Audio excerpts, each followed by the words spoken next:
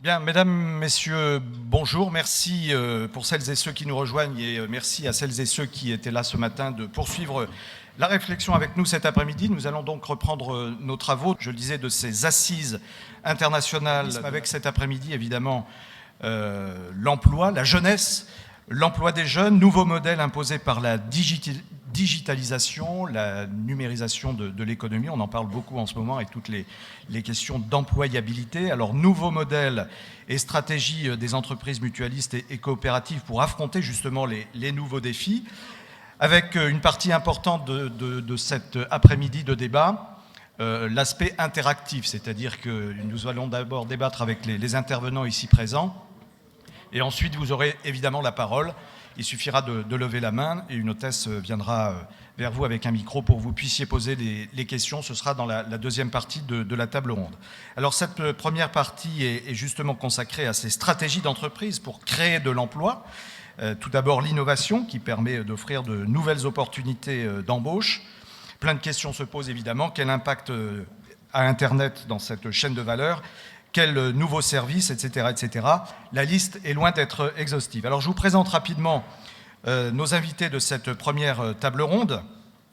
On va commencer par Monsieur Tranchat, Marc Tranchat, vice-président de la MGEN, c'est la Mutuelle Générale de l'Éducation Nationale. Monsieur Tranchat, vous êtes également président de l'Union des groupements des employeurs mutualistes. C'est en fait le syndicat d'employeurs de la branche mutualiste. Et à ce titre, eh bien, vous êtes amené à négocier avec les syndicats des sujets comme l'alternance, le pacte de responsabilité, la formation, entre autres. Autant dire que la question de l'emploi des jeunes n'a pas de secret, n'a plus de secret pour vous. Et on va voir ça à travers votre intervention. À votre droite, Monsieur Tranchat, Madame Joëlle Durieux, directrice générale de France Innovation.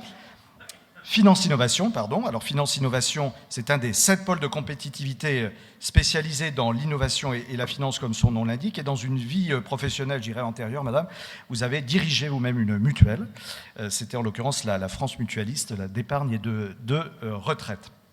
À votre droite, madame Stéphane Junique, président d'Harmonie Mutuelle. C'est la première mutuelle santé de France. Si je ne m'abuse, monsieur Junique, vous êtes à la tête de 4,5 millions d'adhérents, 520 000 ayants droit, c'est cela, du RSI. Alors je vous rassure, on ne parlera pas de la numérisation, de la digitalisation du RSI aujourd'hui. C'est un autre débat qui mériterait d'avoir lieu d'ailleurs, mais ce n'est pas sa place aujourd'hui. Et vous présidez également, je précise, c'est important, la Fédération nationale de la mutualité française. Olivier Klein est à votre droite, directeur général de la BRED, Banque Populaire, mais également professeur d'économie à HEC. Je crois que c'est un anniversaire, puisque ça fait cette année 30 ans que vous enseignez à HEC. En français et en anglais, tout du moins, ça c'est très important pour les jeunes générations dont nous allons parler cet après-midi. Et vous êtes même spécialiste de la banque assurance. Votre parcours vous a mené notamment à la BFCE, la Banque française du commerce extérieur, dont vous avez créé la banque d'affaires spécialisée en FUSAC, donc en fusion-acquisition et en capital investissement. Et puis, à votre droite, Robert Zarader. Alors là, Robert Zarader, c'est le communicant de la bande, président fondateur de l'agence Equancy et compagnie, spécialiste des affaires publiques. Robert, vous accompagnez justement toutes ces entreprises dans leur mutation, vous les conseillez et vous allez nous livrer votre regard très précieux justement sur l'évolution de tous ces débats. Olivier Klein, on va commencer par vous si vous le voulez bien. Je le disais, donc la BRED compte 260 agences en France métropolitaine, 80 dans les territoires et départements d'outre-mer, 67 à l'international. 20% je crois de votre chiffre d'affaires est même réalisé à l'international. Alors je précise ça car l'impact de la digitalisation sur vos métiers s'inscrit justement dans ce cadre global et mondial. En fait c'est un double défi mais qui est complémentaire. Alors chacun a environ 7 minutes pour s'exprimer et ensuite on fera un petit débat entre vous. Donc cette digitalisation, cette globalisation pour vous, ce sont les deux gros chantiers du moment. Olivier Klein. Oui, en fait, si on essaie de remettre en contexte la question de l'emploi et ce que peuvent faire les entreprises coopératives ou mutualistes, il me semble qu'il faut évidemment reparler des deux grandes forces qui semblent bouger les différents pays et inquiéter beaucoup, la mondialisation d'un côté et le digital ou la digitalisation de l'autre. Et dans une première approche, beaucoup de gens semblent penser que ça conduit inéluctablement à une baisse du nombre d'emplois dans les pays avancés. Alors simplement 2-3 petites réflexions très rapides. Le premier, c'est qu'il n'y a aucune fatalité à cela.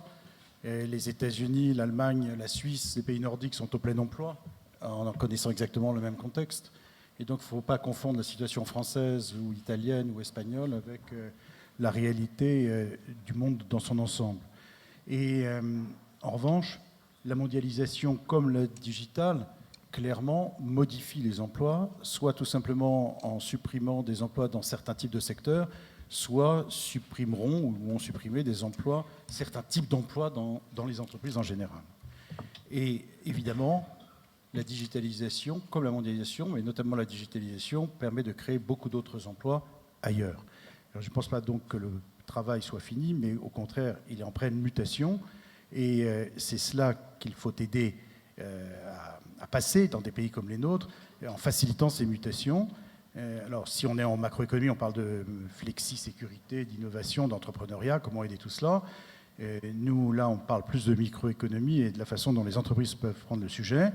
Et sur le digital, à l'évidence, on voit bien qu'avec les robots et le digital, ce qui n'est pas tout à fait la même chose, on a un nombre d'emplois à valeur ajoutée qui devient de plus en plus nécessaire. Et que de l'autre côté, l'emploi qui correspond à des travaux répétitifs disparaissent de plus en plus ou sont amenés à disparaître de plus en plus. Ce qui fait qu'on peut se poser la question, toujours pour finir l'aspect sur le contexte, c'est de savoir quel type de société nous voulons, nous, en France. On a un très haut niveau de protection sociale par rapport au reste du monde. On a un coût du travail total qui est à peu près celui de l'Allemagne, qui est parmi les plus hauts de toute l'Europe. Mais on a une valeur ajoutée, en revanche, de nos entreprises qui est moyenne, et très inférieure à celle de l'Allemagne. Et on se trouve donc dans une situation où ce n'est pas le coût du travail qui compte en tant que tel, c'est le rapport entre la valeur ajoutée dégagée et le coût du travail, c'est-à-dire la vieille notion de qualité-prix qu'on propose aux acheteurs, que ce soit des entreprises ou que ce soit des clients particuliers. Et évidemment, ça va jouer, y compris dans des entreprises comme la nôtre, comme la BRED, par exemple, les banques en général, parce que ça conduit soit à vouloir une baisse du coût du travail en moyenne pour essayer de s'adapter au niveau de valeur ajoutée qu'on a, soit ça conduit à essayer de s'interroger sur la quantité de valeur ajoutée qu'on apporte pour essayer de justifier le niveau social élevé que l'on a. Et pour une banque mutualiste, c'est un challenge très important. Et c'est un challenge très important. Plus que pour les autres établissements ? Probablement, oui. En tout cas, tel que je le ressens moi, tel que je me pose l'exigence. Mais pourquoi alors ? À moi-même. Parce que dans une banque mutualiste ou coopérative, l'objet est quand même de délivrer le meilleur service aux clients. Il ne faut jamais oublier que ce sont les clients qui sont nos actionnaires, nos sociétaires, et que c'est donc dans notre fonction à nous de servir au mieux les clients. Alors toutes les entreprises, naturellement, tout le monde peut dire cela. Mais nous, ils sont aussi au conseil d'administration. C'est même les seuls qui sont au conseil d'administration. Donc ils nous donnent aussi en partie la stratégie. La deuxième chose, c'est que dans une banque coopérative, le souci de l'humain est encore plus fort. Ça ne veut pas dire qu'il n'y en a pas dans d'autres entreprises. Ça ne veut pas dire même qu'il l'est suffisamment ou pas suffisamment ailleurs. Ça veut dire simplement que, normalement, on l'a ancré au cœur. Et que quand on veut faire vivre un modèle de proximité qui est quand même une des bases de définition de ce que peut être le bon caractère d'une société mutualiste ou coopérative, cette proximité ne peut pas se faire sans justement la qualité humaine de ceux qui y travaillent et donc sans valoriser le capital humain. Et du coup, alors très modestement, je vais parler de la BRED, mais des banques en général, mais au moins je peux parler de ce qu'on essaie d'appliquer nous à la BRED. Alors notamment en termes de digitalisation voilà, et d'emploi, sur la place des jeunes dans votre entreprise. Oui. Voilà, puis peut-être on pourra réserver au débat s'il y a des questions sur qu'est-ce qu'on peut faire avec le digital dans le monde émergent. Mais là, je me concentre sur la France. Sur la BRED. Dans le digital, on voit bien que c'est une formidable révolution client en réalité que cela a engendré. Je ne vais pas revenir parce que tout le monde sait cela, mais le comportement des clients a énormément changé. Alors, on dit en ce moment beaucoup, parfois dans les journaux, ça conduit inéluctablement à une réduction du nombre de personnes qui travaillent dans les banques, du nombre d'agences. Ça va tuer le travail. Ça va tuer le travail dans les agences. Je n'en suis pas convaincu. Alors après, ça dépend du modèle de banque, ça dépend y compris du lieu où on est, du lieu où on exerce, du nombre d'agences qu'on a historiquement. Donc c'est très variable. Mais quand même, il me semble que, bien sûr, le digital change très fortement le comportement des clients. Et on a, alors sur l'ensemble des banques françaises, depuis 2008, 70% de gens qui ne vont plus aux agences pour faire du transactionnel. Alors on peut se dire, s'il y a 70% des clients qui ne viennent plus dans les agences, on a beaucoup moins besoin d'agences qu'avant. Et ça me paraît être un raisonnement un poil court. Et j'explique pourquoi. C'est qu'en réalité, ils ne viennent plus dans les agences. Quand on les interroge et quand on le voit dans notre pratique, pour le transactionnel. Qu'est-ce qu'on appelle le transactionnel? C'est justement des tâches qui peuvent être robotisées extrêmement simplement ou qui peuvent être digitalisées, parce qu'aujourd'hui, avec son smartphone, on fait les virements, on consulte ses comptes, ce qui, il y a encore plus de 10 ans, était plus compliqué. Et aujourd'hui, avec les automates qu'on a dans les banques, on dépose de l'argent, on en retire, etc. On n'a absolument pas besoin d'avoir quelqu'un en face pour faire des opérations totalement robotisables ou digitalisables, et qui n'ont aucune valeur ajoutée. Et donc je prends ça exactement à l'envers. Je dis c'est une chance. Le fait de cette révolution client avec des gens qui ne veulent plus se déplacer est probablement une chance considérable pour les banques, parce que d'abord on ne rémunérait pas cela, et deuxièmement ça n'apporte pas de la relation. La relation, en revanche, elle reste très forte. Les clients qui s'adressent aux banques, et je parle en particulier des individus, mais évidemment c'est vrai pour les entreprises, mais on va se concentrer sur les individus parce que c'est eux qui en ce moment changent le plus de façon de se comporter. Dans les banques françaises, il y avait une étude qui avait été faite en 2010 par la Fédération des banques françaises qui portait sur l'ensemble des banques européennes. On était parmi les banques en Europe qui avaient le plus fort modèle relationnel, c'est-à-dire qui passaient le plus de temps avec le plus d'agences, avec le plus de personnes physiques pour s'occuper des clients dédiés, un chargé d'affaires dédié, chargé de clientèle dédié, par rapport au reste de l'Europe. Ce qui veut dire que si on a une banque sur un modèle transactionnel où on faisait essentiellement des virements, des remises de chéquiers, remises de cartes, retrait d'argent, etc., on a de quoi s'inquiéter effectivement sur la capacité à résister avec des agences alors que le modèle est en train de disparaître. On y reviendra, si vous le voulez bien, dans la partie débat. Je voudrais qu'on parle beaucoup. Mais en revanche, alors je arrive tout de suite à l'emploi. L'emploi, oui, bien sûr. Mais en revanche, la partie relationnelle, elle reste totalement demandée. On a même augmenté le nombre de rendez-vous en tête-à-tête ou par téléphone, en revanche, avec nos clients. C'est-à-dire qu'en réalité, le modèle relationnel est plébiscité, et quand on étudie bien les réclamations ou les sondages faits auprès des clients, les enquêtes faites auprès des clients, ils disent parfaitement qu'ils demandent encore plus de relations avec des gens encore plus compétents et encore plus attitrés. Donc il vous faut plus de monde, il va vous falloir plus de monde. Tout simplement, les personnes qu'on a dans nos agences qui s'occupaient de transactionnels, qu'on appelait anciennement les guichetiers, mais qui ne développaient pas de valeur ajoutée, on les forme tous pour renforcer notre base de commerciaux, de relations clientèle, en leur donnant la valeur ajoutée. Et donc cette chance, il faut l'utiliser. Il ne faut pas penser que le digital, c'est contre l'humain.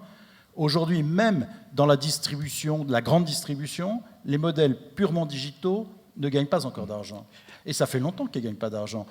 Les modèles purement physiques commencent à réduire leur capacité à gagner de l'argent, et même aux États-Unis à faire faillite. Ce qui apparaît comme le modèle futur, et celui qui commence à porter vraiment ses fruits, c'est le bon mariage entre le digital et l'humain sans jamais les opposer. Et donc ce qui est recherché, ce qu'on fait, c'est rechercher la bonne combinaison entre les deux, le modèle pertinent, qui permet d'avoir le meilleur modèle de relation globale en satisfaisant bien mieux nos clients qu'avant. Et pour cela, il faut apporter la valeur ajoutée. Du coup, beaucoup de formation. Alors ça, voilà, donc vous avez, vous le disiez, les ressources à l'interne, mais il vous faut aussi recruter. Donc est-ce que cette digitalisation et cette modification du métier impose de nouveaux profils, par exemple, dans vos recrutements, et aussi de nouveaux modes de gouvernance? Oui, c'est une sorte de bonne question, évidemment. Alors, je vais y répondre tout de suite. Premièrement, dans nos réseaux, ce n'est pas vraiment des nouveaux profils. Ce sont des profils à plus de formation. Formation initiale ou formation tout au long de la vie. Et donc, on a accru, nous, dans ma banque, d'1,3 fois, c'est-à-dire qu'on fait 30% plus d'heures de formation qu'avant. Et on est à 6,4% du budget de masse salariale, alors que le minimum légal en France est d'1%. Donc, on mise sur le capital humain, on investit sur le capital humain, fondamentalement, pour donner le niveau qu'il faut, pour justifier justement l'intérêt des clients à avoir un modèle de relation globale. Il faut le nourrir, il faut l'approfondir, il faut l'améliorer. Et ça nécessite un engagement en termes de capital humain. Il est payant. Il est payant parce que le retour est très bon. Il y a un bon retour sur investissement, entre guillemets. Et la gouvernance ? Et alors, donc les profils ne sont pas tellement changés, c'est le niveau de formation qu'il faut améliorer. Et encore une fois, aussi toutes les vies.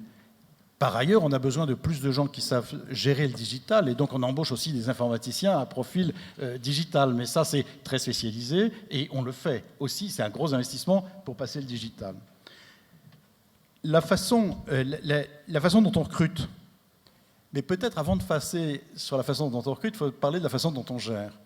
On est en train très modestement de démarrer quelque chose à la Bred, qui est de dire comment on passe d'une structure qui n'était pas trop verticale, parce que l'avantage des structures coopératives décentralisées, c'est quand même d'avoir un management de proximité. Mais il y a quand même une verticalité existante forte. Il ne faut pas détruire la verticalité, mais il faut créer aussi de l'horizontalité, comme disait Laurent Berger par exemple ce matin. Et ce que cela signifie, c'est faire en sorte non seulement que tout le monde comprenne bien la stratégie, et là, le management de proximité l'aide énormément, mais aussi que chacun puisse contribuer à la décision de l'organisation de son unité de travail. Et du coup, on commence à faire des séquences en interne, et on va l'accentuer, où on discute de la meilleure façon de s'organiser à l'intérieur de l'unité, ayant compris la stratégie globale. On ne peut pas faire quelque chose qui s'opposerait à la stratégie globale. Mais dans le cadre de la stratégie globale, dans le cadre des grandes lignes de force qu'on développe, que chacun puisse participer mieux à cela, on est en train de l'implémenter en ce moment, de le développer, et on espère évidemment que ça permettra une meilleure mobilisation de chacun, une meilleure satisfaction, et du coup qu'on sera encore plus attractif pour embaucher. Alors les façons d'embaucher aujourd'hui, oui, il y a les réseaux sociaux bien sûr, il y a toujours un peu de chasseurs de tête, mais il y a beaucoup de réseaux sociaux, ça dépend quel niveau on cherche. Hein. Mais pour rentrer dans nos agences, ici il y a quelques-uns qui s'occupent de cela, ils font de plus en plus aussi sur Internet naturellement, parce que c'est une voie qui marche bien. Si je peux me permettre simplement de terminer sur cela, je dirais que pour nous le digital, on l'utilise de 3 manières, et vous allez voir qu'on recoupe bien tout ce qu'on vient de dire. Première manière, pour les clients, c'est de simplifier leur vie. On enlève tout ce qui était administratif et fastidieux en le digitalisant, et c'est beaucoup plus simple à faire pour eux. Évidemment, on fait la même chose pour nos collaborateurs dans les back-office et nos commerciaux. Le digital aide à simplifier leur travail, parce que tout ce qui était fastidieux, répétitif, peut facilement bouger. On ne fait pas ça en un jour, hein, c'est un investissement sur plusieurs années, hein, naturellement. Mais c'est la tendance. Et puis, on se sert du digital, non pas pour supprimer la relation humaine, mais pour l'enrichir. Et là, je crois qu'il y a un rôle chez nous fondamental dans nos banques coopératives sur le sujet. Autrement dit, je ne crois pas un instant que demain, le big data plus l'intelligence artificielle que nous utilisons et que nous commençons à utiliser de mieux en mieux remplace l'humain, parce que même pour aller faire ses courses, les gens aiment bien sortir de chez eux de temps en temps pour acheter des fruits et des légumes ou des vêtements, mais alors pour tout ce qui touche l'argent, qui touche à l'intimité de vie, des projets de vie, qui touche à la sécurité de la famille et de soi-même pour le futur, c'est évidemment incroyablement intime, et il y a besoin d'une relation personnelle. Cette relation personnelle peut très bien se faire très souvent à distance. Les jeunes viennent de moins en moins aux agences, mais ils ont envie, ils exigent d'avoir un chargé de clientèle. Vous avez anticipé un petit peu le thème du débat qui va avoir lieu entre vous tout à l'heure. C'est celui qu'on vit en ce moment, nous. Et naturellement, cette façon d'utiliser le digital, c'est ce que j'appelle, moi, l'humain augmenté du digital, parce que ça apporte beaucoup plus de capacité à faire de la bonne valeur ajoutée, mais l'humain reste crucial, parce que l'intelligence rationnelle, c'est le mélange de l'intelligence analytique et de l'intelligence intuitive. Et ça, ça nécessite l'humain. Merci Olivier Klein. Évidemment, vous restez avec nous puisque le débat est loin d'être terminé. Alors Stéphane Junique, président d'Harmonie Mutuelle, avec vous, on va jeter un regard sur le cœur du métier justement des mutuelles à l'heure de cette digitalisation. Je rappelle que Harmonie Mutuelle est la première mutuelle santé de France depuis le début des années 2000, 2010, on va dire depuis. On a 3 ans. Vous avez 2013. Depuis 2013, précisément. Alors, vous dites clairement d'ailleurs que les mutuelles sont en train de changer, elles deviennent vraiment des acteurs globaux de santé. Vous allez nous expliquer cela, détailler votre propos. Moi, j'ai envie de développer 3 idées. La première, c'est le sens. On l'a vu à travers les présentations et les tables rondes de ce matin. On est des entreprises qui sont des entreprises atypiques, mais on est de vraies entreprises. Mais probablement avec un projet qui vise au fond, à s'inscrire pleinement dans une stratégie d'investissement social. Et c'est ce qui fait notre particularité et notre sens. Et si je veux commencer par là, c'est que, à l'égard des jeunes qui aujourd'hui sont à la recherche d'emploi, qui se disent « j'ai envie de trouver un emploi qui correspond, bien sûr, à un parcours professionnel que j'ai envie de développer, mais aussi à des aspirations plus personnelles. Est-ce que j'arriverai à trouver un emploi qui soit conciliable, au fond, avec mes valeurs, mes principes, la manière dont j'ai envie de vivre ?» par rapport à la société, eh bien nous avons donc la possibilité de leur offrir. Nous sommes des entreprises qui portons énormément de sens parce que nous nous inscrivons dans des stratégies d'investissement social. Et en partant de ça, je veux simplement dire que le rôle des mutuelles, au fond, depuis maintenant 5 ans, 10 ans, est en train de profondément changer. Et d'ailleurs, c'est étonnant que le débat public de ces dernières semaines nous amène à discuter encore du rôle entre la répartition, sécurité sociale et mutuelle. Nous ne sommes plus aujourd'hui dans ce débat. La réalité est que les mutuelles ne sont plus simplement aujourd'hui des acteurs assurantiels complémentaires santé qui prolongent les solidarités de la sécurité sociale, mais nous sommes des acteurs globaux de santé, c'est-à-dire que nous intervenons aujourd'hui sur la prise en charge des besoins en matière de petite enfance, nous intervenons en matière d'offreurs de soins. Harmonie Mutuelle dispose de 700 réalisations mutualistes qui vont de crèches, en passant par des magasins d'optique, en passant par des magasins dentaires, en passant par des EHPAD, en passant par des établissements pour personnes handicapées, même des hôpitaux, des cliniques qui sont gérés aujourd'hui par nos mutuelles, et dernièrement encore des sociétés funéraires, parce que c'est un moment de la vie qu'il ne faut pas négliger. D'autant moins négliger, je fais une petite parenthèse, que le marché de la mort, puisque c'est comme ça aujourd'hui que les acteurs perçoivent cette activité, cette prise en charge, est tellement dérégulé qu'il est important que des acteurs comme les nôtres, non lucratifs, puissions apporter des services de qualité à des tarifs acceptables et d'une manière, bien sûr, totalement désintéressée, parce que ce n'est pas au moment de difficultés que chacun d'entre nous ont pu connaître qu'il est important de faire du business. Vous êtes en train de nous dire que vous n'êtes pas forcément une entreprise comme les autres, c'est ça ? Non, on n'est pas une entreprise comme les autres. Parce que la stratégie d'investissement social, c'est une stratégie qui s'inscrit d'une part dans le long terme et qui doit faire appel à des expertises, à des métiers qui sont des métiers pluriels, qui vont... bien sûr des professions financières qui vont par des métiers qui touchent à l'assurance, qui passent bien entendu par de la gestion de l'administratif. Mais quand on est un acteur global de santé et qu'on doit s'occuper de l'accompagnement tout au long de la vie de nos adhérents, ça passe aussi par des professionnels qui savent identifier chacune des étapes qui permettent d'être utiles pour pouvoir accompagner nos adhérents, les Français, dans chacune de leurs étapes de la vie. C'est-à-dire des professionnels de santé. On a besoin d'avoir des acteurs sociaux. On a besoin d'avoir des préventeurs. C'est ça, le métier aujourd'hui des mutuelles. Donc avec de l'expérience, des gens qui ont de l'expérience, et puis besoin de jeunes aussi pour assurer. Alors comment ça se passe justement ? C'est un terrain de jeu qui est extraordinaire. Pour les mutualistes, pour nos entreprises, mais également pour les jeunes qui sont à la recherche aujourd'hui d'emploi. Mais qu'est-ce que vous leur demandez aujourd'hui quand ils viennent vous voir ? Comment ça se passe d'ailleurs ? Vous pensez qu'on leur demande des choses ? Aujourd'hui, c'est eux qui nous demandent des choses. Ah bon ? Parce qu'on est sur une génération qui est exigeante, qui a déjà d'ailleurs ils sont preneurs et demandeurs.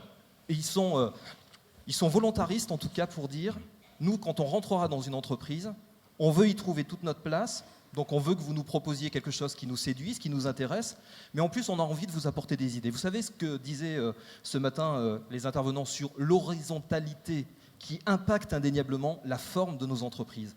Eh bien au fond, on peut leur apporter ça. Parce que dans nos gènes, on a le participatif, on a le collaboratif, ça fait partie de notre gouvernance à proprement parler. Parce qu'on a ici des élus qui sont des adhérents. Vous vous rendez compte ? Je suis probablement... parmi quelques-uns dans la salle, à être un produit atypique du monde de l'assurance. Je suis un infirmier de formation. Je suis aujourd'hui le premier président de la première mutuelle santé de France. Au regard de ce qui nous a été dit ce matin, au regard de l'exigence aujourd'hui des sociétés, notamment de supervision, est-ce que vous pensez que ce serait encore possible si nous ne défendions pas notre modèle ? Pourquoi je dis ça ? C'est que le modèle de gouvernance induit indéniablement des pratiques d'entreprise à l'égard de la relation avec les salariés. Et quand les jeunes viennent dans nos entreprises, ils ont besoin également de trouver du sens par rapport aux pratiques qu'on leur proposera. Donc tous les adhérents peuvent devenir finalement président, mais ça c'est pour le chemin interne. En gros, si je grossis le trait, c'est ça, hein, c'est ce que vous nous dites. On rentre par la petite porte et on arrive à grimper, mais il faut aussi, la formation est importante. Je veux dire, tous les adhérents ne peuvent pas devenir président, donc vous avez une politique de recrutement et de formation. Je vous remercie, je crois être compétent, mais ce qui m'intéresse, c'est de ne pas être compétent, c'est d'être issu d'un vivier qui est un vivier où des gens ordinaires peuvent prendre des responsabilités. Et au fond, c'est un signal énorme donné, je le dis ici, pour les jeunes qui souhaitent s'investir, qui souhaitent poursuivre des carrières. C'est-à-dire, l'ascenseur social est indéniablement un élément qui fait partie de notre ADN. C'est pourquoi nous devons être à la hauteur de cela. Il y a donc des compétences plurielles, des modes d'organisation et des pratiques d'entreprise qui doivent être exigeantes pour être au fond conciliable avec le projet d'investissement social que nous portons, et indéniablement à offrir des débouchés qui correspondent également aux activités dont nos adhérents ont besoin et indéniablement qui soit compatible avec des activités rentables. Parce que être un acteur du non lucratif, c'est pas être déficitaire. On n'est pas la sécurité sociale, on n'a pas la possibilité de gérer la dette sociale. Nous sommes aujourd'hui des acteurs qui devons faire des équilibres, des bénéfices pour pouvoir investir. C'est la particularité du modèle. Nous sommes des entreprises, des acteurs du temps long. Pourquoi ? Parce qu'on n'a pas d'actionnaires qui, d'une certaine manière, nous pressurisent sur l'idée qu'il faut que l'action soit rémunératrice d'une manière plus importante, immédiatement. Nous sommes des investisseurs du temps long, c'est-à-dire que l'on a la possibilité de s'inscrire pleinement dans ces investissements de nature sociale qui sont importants au regard des évolutions des besoins. Et tout ça sur fond de digitalisation, parce que ça aussi, ça impose de nouveaux métiers finalement. Ça impose de nouveaux métiers, ça impose indéniablement de pouvoir, à travers les opportunités que nous offre la digitalisation, d'être dans des offres, dans des services qui soient beaucoup plus sensibles au regard des besoins de nos adhérents, mais aussi beaucoup plus personnalisés. Les mutuelles, comme d'ailleurs de très nombreuses coopératives, sont des fabriques de protection sociale collective. Nous sommes des constructeurs de solidarité. Et de ce point de vue, on a la possibilité, à travers le numérique, au fond, de renforcer les services, de renforcer ces protections, les éléments de protection collective. Mais je vais plus loin. Ça nous offre une opportunité qui, jusqu'à présent, n'était pas suffisamment prise en compte. C'est qu'on considérait que nous étions des acteurs de protection collective et par conséquent qu'on ne pouvait pas être dans des solutions qui permettent d'individualiser, de personnaliser, au fond, les réponses que l'on avait apportées. Aujourd'hui, la société est plus exigeante à notre égard, qui est de dire je ne veux pas simplement que vous me protégiez, je veux que vous répondiez précisément à mon besoin, que vous soyez là en tant que compagnon de vie, comme étant celui qui m'apporte une solution sur le problème que je connais, moi, dans ma famille, dans mon territoire. Et c'est là où la digitalisation nous offre une possibilité de pouvoir renforcer simplement cette offre. L'élément nouveau, c'est que à travers cette numérisation et cette digitalisation, il y a énormément de données qui circulent. Jusqu'à présent, dans notre pays, on est très frileux sur la capacité que l'on a à traiter, à agir, à intervenir autour de ces données. Je pense qu'on se prive aujourd'hui de capacité pour créer de nouvelles formes de solidarité, voire de personnaliser davantage les services que l'on a. Il va falloir qu'on ait un vrai débat de société. Est-ce que oui ou non, on veut faire que ces données, qui sont aujourd'hui des données de santé, qui sont des données sensibles, on puisse en faire des éléments utiles pour des acteurs publics, mais aussi des acteurs du non lucratif, pour apporter des solutions pour la santé de demain. Alors ça, c'est un enjeu majeur. Ça, c'est votre vision stratégique. Vous l'appliquez déjà. Où est-ce que vous en êtes aujourd'hui à Harmonie Mutuelle de l'application de cette stratégie ? Parce que c'est, vous le disiez vous-même, du long terme, donc on ne peut pas faire tout du jour au lendemain. Ce sera la dernière question. 4 axes. Premièrement, on s'est organisé. Si aujourd'hui on est la première mutuelle santé de France, c'est que depuis 10 ans, les mutuelles que l'on appelait du milieu de l'interpro se sont regroupées d'année en année et ont abouti à avoir une structure qui est une structure forte au niveau national qui s'appelle Harmonie Mutuelle. Le deuxième élément, c'est qu'on considère qu'on n'est pas assez fort. Et c'est pourquoi, avec nos amis de MGEN, avec une dizaine de mutuelles, nous allons créer demain le premier groupe de protection sociale mutualiste dans notre pays. Et je vous le dis, il sera créé au second semestre 2017.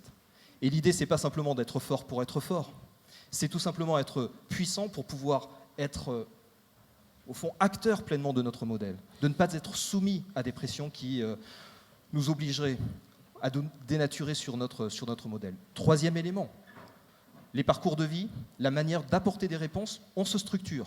Une offre de soins et de services qui est aujourd'hui au top, on va la développer. Des services qui, en matière assurantielle, vont être davantage personnalisés.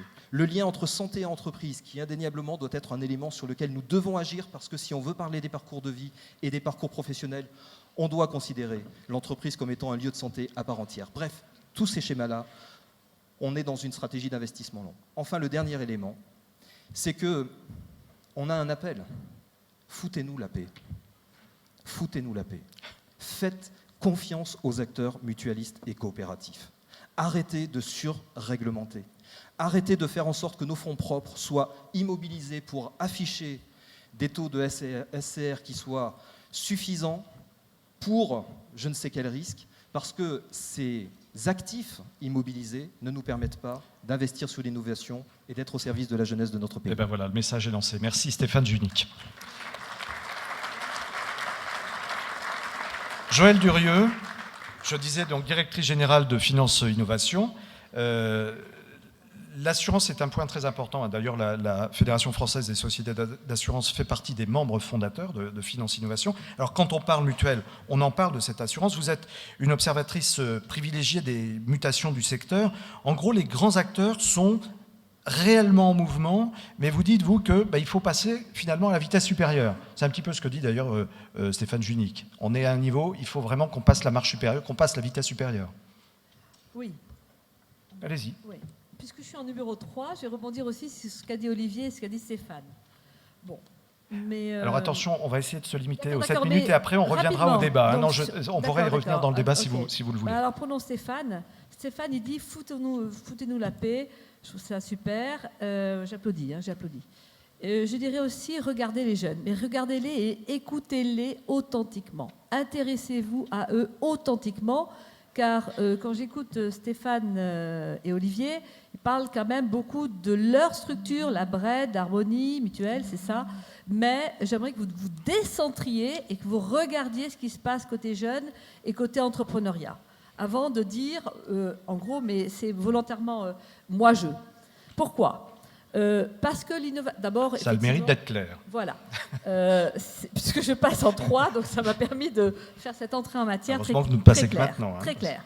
Alors l'innovation, pour nous, oui, elle est portée par les jeunes et par leur dynamisme entrepreneurial, et elle permettra aux sociétés mutualistes, grâce à ces jeunes, grâce à leur dynamisme, de mieux servir leurs clients, tel que je l'ai entendu, à travers notamment l'expérience client, et repenser la relation client, simplifier et digitaliser les process. Alors un mot sur le pôle de compétitivité finance-innovation. C'est une structure qui a été labellisée par l'État en 2007 et qui est aussi membre du réseau French Tech, FinTech, qui rassemble en gros tout le tissu entrepreneurial français dans tout type d'industrie. Et nous avons réussi, nous, le pôle, à fédérer des acteurs sur la partie FinTech, sur toute la France, pour créer nouvellement ce réseau thématique FinTech. Finance Innovation aide les projets entrepreneuriaux à grandir et à créer de l'emploi en France et à l'international. Et notre défi, c'est d'encourager et de développer les FinTech pour qu'elles deviennent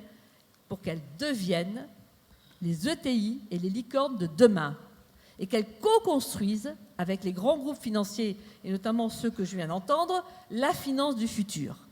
Je rappelle à ce titre d'ailleurs qu'on a publié 2 livres blancs sur la transformation digitale du secteur assurance et du secteur bancaire. Alors je m'arrête juste un mot sur ETI et licorne. Toutes les petites start-up dont on parle tant qui créent de l'emploi, et j'y reviendrai, sont des start-up fragiles. Et donc aujourd'hui, et c'est pour ça qu'on va y revenir, mais aujourd'hui, elles sont isolées. D'accord ? Même si certains grands groupes s'intéressent à elles et à travers des partenariats, certes, c'est très bien, mais elles restent isolées et on ne les entend pas. Donc Finance Innovation est là pour les mettre en avant. Co-construire avec les grands groupes, co-construire, ce n'est pas les avaler, les tuer. C'est vraiment apprendre à travailler ensemble. Je vais revenir dessus. Chez Finance Innovation, moi, je suis entourée de jeunes. Alors moi, je suis maintenant assez âgée. D'ailleurs, tant mieux, parce que j'ai traversé le miroir des mutuelles et même de la banque, et je suis allée à l'encontre de ces jeunes chez Finance Innovation. Ils sont tous, ces jeunes, engagés dans la construction d'un avenir, mais qui leur ressemble, d'un avenir auquel ils aspirent, et non pas à ce que Stéphane ou Olivier, eux, imaginent vu de leur fenêtre. C'est un avenir qu'ils imaginent vu de leur fenêtre, avec de nouvelles tendances qui sont l'économie collaborative, qui sont l'économie de la solidarité et du partage, qui sont l'économie grâce aux liens sociaux, etc., mais qui ne sont pas, je dirais, l'économie vue par les grands groupes qui veulent repenser l'expérience client et leur relation client avec leurs moyens historiques. Ça n'a rien à voir. Les jeunes, ils vont dessiner les produits et services de demain qui n'existent pas aujourd'hui. Et dans 5 ans, 50% au moins, je ne suis pas une spécialiste, d'autres le savent mieux que moi, des produits, je dirais même 90%, mais enfin non, 50%. Des produits et services de demain sont tous à construire. Et dans Finance Innovation, on a le vivier, le deal flow de jeunes qui travaillent à construire les produits et les services de la finance de demain, et donc forcément de l'assurance et des mutualistes. Alors, je dirais que aussi, ces jeunes, pour eux, tout le champ des possibles est ouvert. Et là, je rejoins Olivier. Mais c'est aussi pareil pour les grands groupes. tout le champ des possibles est ouvert.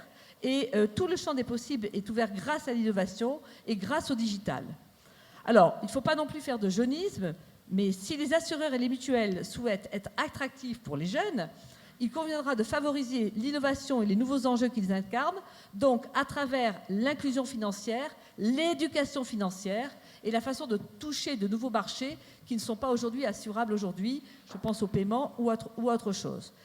Alors, les mutuelles, comme beaucoup d'autres groupes financiers, même si elles sont proches des valeurs portées par les jeunes fintechers ou insurtech, ont beaucoup à faire pour attirer les jeunes et les intégrer sans casser leur dynamique entrepreneuriale.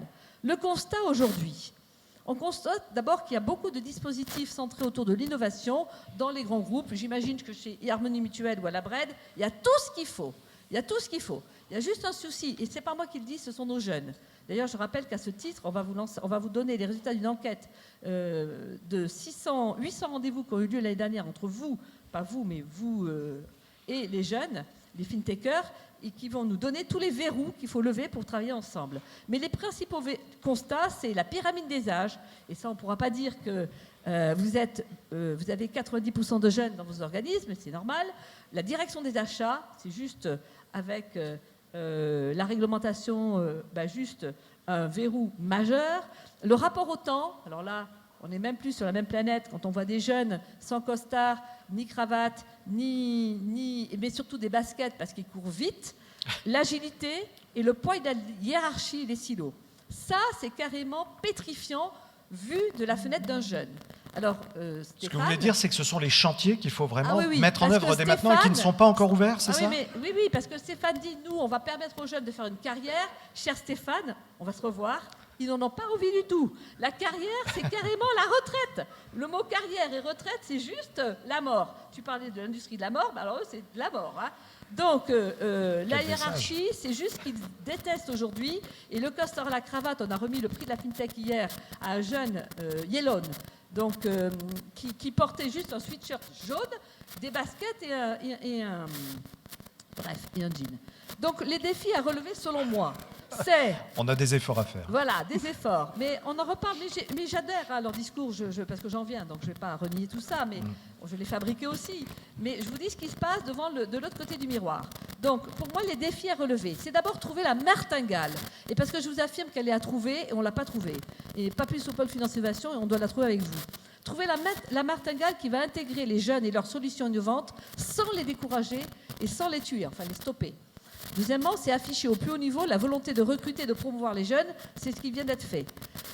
Soit via donc, le recrutement de nouveaux talents innovants, et donc ces talents qui sont porteurs de renouveau en interne, soit savoir travailler avec des fintechs en mode business ou capitalistique sur la durée, de façon à co-construire l'avenir. Alors, sur la façon, une petite martingale, je vous la livre tout de suite. Alors, j'ai entendu parler de formation. Oui, c'est bien la formation, mais la formation, les masters, les machins, etc., alors ça aussi, c'est plus du tout adapté au monde des jeunes d'aujourd'hui. Comment se crée l'innovation? D'abord, l'innovation, elle se crée par des créatifs. Si vous n'êtes pas créatif, si vous aimez faire du macramé toute la journée, c'est sûr que vous n'êtes pas créatif. Bon, donc mais vous avez des gens qui sont par construction créatifs. Donc déjà, les jeunes qui sont entrepreneuriaux sont créatifs. Qu'est-ce qu'ils ont fait? Ils se sont associés à des technos. C'est pour ça qu'on parle de fintech ou d'insurtech. C'est des technos, donc des ingénieurs, d'autres industries d'ailleurs, ou de l'industrie financière, qui se sont associés à des jeunes créatifs. Ou alors, qui se sont aussi associés, en troisième niveau, enfin en parallèle, avec des experts comme vous et moi, qui ont quitté la sphère, ou qui sont dans la sphère, toujours, et qui ont vu les trous dans la raquette. Ça fait déjà 3 ingrédients. Ça, il faudra le mettre dans le master. Parce que si vous n'avez pas les ingénieurs, si vous n'avez pas les créatifs, si vous n'avez pas les anciens, passeurs de témoins, et qui ont vu les trous dans la raquette, déjà, vous êtes juste mort en matière de créativité. Je vous demanderai de parler un peu plus en face du micro, s'il vous plaît. Relevez un petit peu le micro. On m'entend? Relevez un petit peu le micro. D'accord. Pardon. Et puis aussi, au-delà de ces 3 ingrédients, donc la technologie, l'innovation financière portée par ces créatifs et ces jeunes et par les experts métiers, eh bien, il nous faut des valeurs centrées autour de l'intelligence collective et du partage. Et ça, c'est vrai que la mutualité les porte, c'est vrai. Mais l'intelligence collective, quand même, moins. franchement, Stéphane, quand vous mettrez un jeune dans les conseils d'administration ou autour ou à la direction de la stratégie, en tout cas, je ne dis pas qu'ils doivent être stratèges à 20 ans, mais quand vous les impliquerez dans les décisions stratégiques de l'entreprise, je pense que ça ira mieux. Donc, je voulais Il vous dire que répondra ces tout à l'heure. jeunes- Il vous répondra tout à l'heure. Stéphane Non, c'est va me simplement, j'avais répondre. l'impression d'être dans le camp des vieux cons. Donc, Non, je- non. On fera un bon débat Parce que tout à c'est l'heure. l'avant-dernier- Terminé, c'est le dernier qui a parlé. terminé, Joël. Mais Terminé. Stéphane, je l'adore parce que j'adhère à tout ce que tu dis, Stéphane. hein. On a compris. Et je l'incarne comme toi. Et moi, je suis plus vieille que toi. Donc, je suis encore plus responsable que toi. Joël, s'il vous plaît. Allez-y, on fera le Donc, débat je après. suis encore plus responsable. Donc, j'en prends toute la responsabilité, mon cher Stéphane, mais j'ai adoré ce que tu as dit. Ça m'a permis de rebondir et de corriger mon discours. Donc, les jeunes créent de l'emploi grâce à la croissance de leur structure et il convient de les accompagner pour qu'ils grandissent et qu'ils deviennent donc les ETI et les licornes dans un mode gagnant-gagnant aux côtés de vous, les acteurs historiques. Et la question de l'innovation est avant tout une question de génération porteuse d'innovation qui, je dirais, s'oppose quand même au poids de nos institutions et la façon dont on travaille. Alors, juste un mot. Rapidement. Un mot. Un mot, mais il y a une page, donc Ouais, un mot. va falloir Non, faire non, du non, un mot, 3 mots. Je vous Sans citerai compter la verve. 3 mots. Je vous citerai trois structures qui vont vous intéresser et qui incarnent l'avenir et la façon justement dont les mutuelles peuvent s'en emparer. Yellone a reçu hier par Finance Innovation et son jury, présidé par Jean-Hervé Lorenzi, le prix de la FinTech de l'année 2016. C'est qui Yellone? Qui sait qui est Yellone? Alors, attendez, j'y vois rien.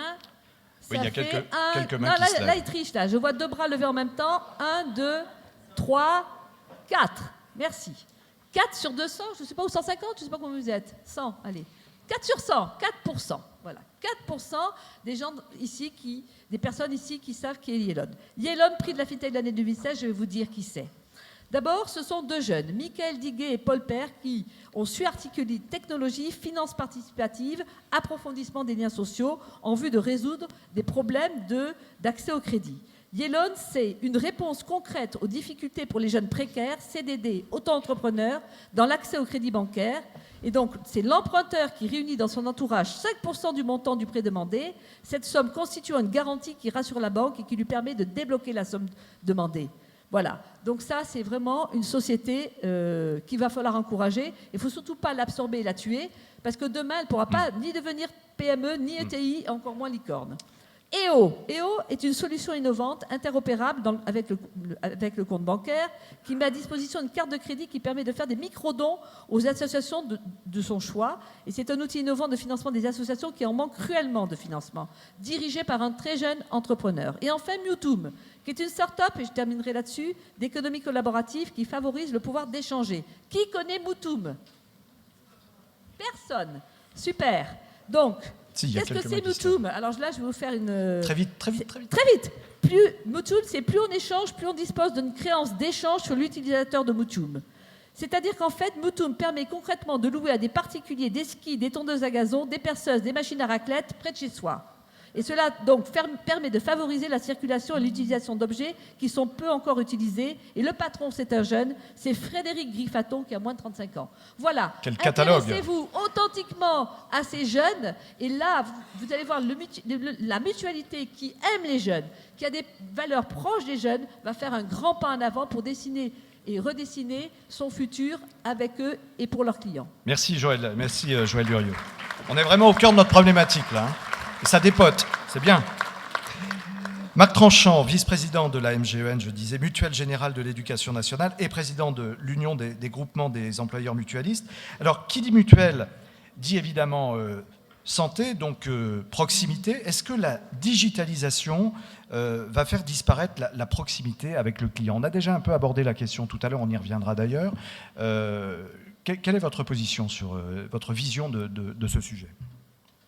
Ouais, déjà rebondir un tout petit peu sur votre phrase, et Stéphane l'a dit tout à l'heure, mutuelle, ce n'est plus forcément accolé à santé. On l'a dit, on le redit, c'est acteur global d'abord de santé. C'est-à-dire, c'est plus l'image de la complémentaire qui vient après l'assurance maladie, c'est plus du tout ça aujourd'hui, parce que ça n'est d'abord plus du tout ça dans les techniques de remboursement des soins, et puis ça n'est plus du tout ça, lorsque sur certains soins, le complémentaire, c'est l'assurance maladie, et le principal, c'est la mutuelle. Il suffit de regarder les remboursements dentaires ou les remboursements en optique. On s'aperçoit que là, il n'y a plus de sujet. Moi, je voudrais juste revenir effectivement sur cette relation client, parce qu'on parle depuis tout à l'heure, et c'est très important, de cette différenciation d'entreprises. Oui, des entreprises, mais pas des entreprises comme les autres. On est au sein de l'ESS, de l'économie sociale et solidaire. C'est un peu plus de 10% des emplois en France. Et cette économie sociale et solidaire a beaucoup mieux résisté depuis 2008 en termes d'emploi à l'ensemble des autres entreprises industrielles, capitalistes. Très simplement, dans la branche que je préside, la branche mutualité, c'est près de 60 000 salariés sur les 85 000 qui sont en mutualité. Eh bien, depuis 5 ans, nous avons augmenté nos effectifs de 6%. Je ne sais pas si beaucoup de secteurs de l'emploi l'ont fait. Et ce n'est pas forcément parce que nos activités, la croissance de notre activité a été de même nature ou de le double ou le triple. C'est parce que nous avons un regard à l'emploi qui est totalement différent. Et quand je dis cela, je dis que nous avons à la fois essayé de traiter, et j'y reviendrai, la reconversion indispensable de nos collaborateurs sur des emplois qui vont devenir obsolètes, mais que nous avons aujourd'hui 50% de nos recrutements qui se font sur des jeunes de moins de 30 ans. C'est ça aussi la mutualité et l'emploi mutualiste. Et l'emploi mutualiste, ce n'est pas, et Stéphane l'évoquait tout à l'heure, uniquement la personne qui, derrière un ordinateur, liquide des prestations. C'est effectivement, en étant acteur global de santé, un ensemble de professions. Et notre branche, mutualité, a cette spécificité-là, c'est qu'elle n'est pas centrée sur une activité en particulier. Et dans la négociation avec les partenaires sociaux, c'est parfois très complexe de négocier à la fois l'évolution du statut de la rémunération d'un opticien, d'une infirmière, d'un informaticien, d'un compensevens, d'un actuaire. Tout ça, ça doit se faire dans une vision qui est celle de la mutualité et qui regroupe ses collaborateurs autour du sens, autour d'un mouvement, et non pas autour d'une activité, comme souvent les branches sont construites, les industries, et on voit bien la fédération des boulangers, la fédération des fédérations qui peuvent, en négociation, avoir une vision beaucoup plus simple que la nôtre lorsqu'on est avec les partenaires sociaux. Donc oui, on a une vraie vision de l'emploi aujourd'hui vis-à-vis de nos collaborateurs. Et si aujourd'hui le métier principal reste celui qui est autour de la gestion de la santé et prévoyance, on voit bien que ce métier-là, cette grande famille de métiers diminue régulièrement. Aujourd'hui, l'évolution se fait sur les métiers du commercial, tous les commerciaux, et avec, bien sûr, pour passer de l'un à l'autre, des reconversions internes. Énorme travail de formation. Certes, la formation s'est peut-être dépassée, mais quand on a des collaborateurs qui font confiance à une entreprise mutualiste, leur assurer aussi un avenir professionnel, leur permettre de changer de métier, d'avoir débuté parfois avec des niveaux de qualification qui sont des niveaux d'employés, passer technicien, et par la formation interne, par l'accompagnement tout au long de la vie dans l'entreprise, devenir des cadres commerciaux, des cadres qui font totalement autre chose que ce qu'ils ont appris à l'école. C'est de la fidélisation, finalement. C'est de la fidélisation. C'est de la fidélisation, et donc de la fidélisation, mais qui nous amène bien évidemment vers les métiers de demain, qui nous amène vers les métiers de la digitalisation et du numérique. Mais pour revenir à votre question, moi je crois sincèrement que vouloir penser que les métiers de demain se feront sans aucune relation d'individu à individu, c'est, me semble-t-il, méconnaître ce qu'est la nature humaine. Certes, on fera beaucoup plus de choses, et on le fait déjà, à distance. On choisira certainement son assurance à complémentaire santé à distance. Pour autant, la personnalisation, la relation individuelle, je crois qu'on la recherchera toujours. Je crois qu'on aura toujours besoin de rencontrer quelqu'un, un professionnel qui va nous accompagner, qui va nous conforter dans notre choix, qui va nous aider à faire le chemin entre choisir une complémentaire santé à 25 ans et faire évoluer mon contrat tout au long de la vie en fonction de l'évolution de mes besoins. Certes, il y aura des algorithmes et des applications qui nous y aideront, mais je crois fortement que la relation humaine sera nécessaire. Et puis, Marc Tanchant, pardonnez-moi, justement sur ce point précis, la question que vous soulevez, c'est aussi la question de la proximité. On le voit dans les réseaux bancaires, on voit les ravages entre guillemets de la digitalisation avec certains grands établissements commerciaux bancaires qui ferment des agences et qui justifient la fermeture par justement le poids du numérique. Vous dites finalement le contraire, parce que quand vous dites rapport humain, ça veut dire proximité, donc besoin encore finalement plus d'agences. La géographie est derrière tout cela. Effectivement, de la géographie, c'est-à-dire... Est-ce que l'équation est tenable ? Est-ce que l'équation est tenable ? Oui, parce qu'aujourd'hui, on peut assez facilement analyser où sont les besoins, où sont les territoires sur lesquels il y a des demandes, et calibrer les réponses et mettre les moyens humains dans les territoires où nous avons les attentes de nos adhérents. Parce que juste pour dire, certes aujourd'hui, alors moi qui suis non pas infirmier de formation, mais j'ai juste fait non pas l'ENA, mais l'école normale d'instituteur, donc l'ENI. J'ai juste commencé ma carrière d'enseignant, et je pense que même si on a l'objectif d'avoir 80% de bacheliers, même si on a de plus en plus, et c'est très bien, d'étudiants qui font des études supérieures et qui vont jusqu'à Bac plus 5, je regrette, mais dans les 65 millions de Français, il y en a qui n'ont pas le bac, il y en a qui n'arriveront pas à faire des études supérieures, et nous aurons besoin. Néanmoins, si on veut créer une société du vivre ensemble, nous aurons besoin de composer avec ça. Tout le monde ne pourra pas créer sa start-up, tout le monde ne sera pas entrepreneur demain. Et il y aura besoin encore d'accompagner, parce que même si là, ça sera compliqué, mais la vision qui laisse entendre qu'on sera tous nos propres patrons et qu'on créera tous notre start-up, j'y crois pas trop.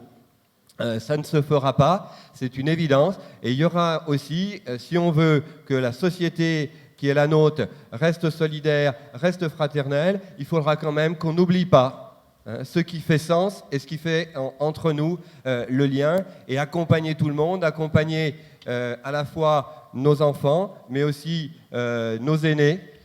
C'est aussi quelque chose d'essentiel. Et dans les métiers de demain, dans les métiers de la mutualité, Stéphane l'a dit, en parlant des obsèques, nous on dit la MGN, c'est du berceau au tombeau. C'est ça, en fait. Et les besoins ne sont pas les mêmes, mais on a besoin d'accompagner nos adhérents dès la naissance jusqu'à leur mort. Et à partir de là, accompagner à la fois dans le quotidien de la vie, les accompagner dans la manière dont on pourra répondre à leurs besoins et leurs attentes. Et tout ça, c'est quelque chose qu'il faut réinventer. Et la relation humaine, elle persistera. On n'aura pas toujours un robot à côté de nous pour nous aider, pour nous apporter la réponse. Même si ce robot, il aura été fabriqué par des humains, autour de nous, nous aurons une relation parce que c'est comme ça qu'on est construit.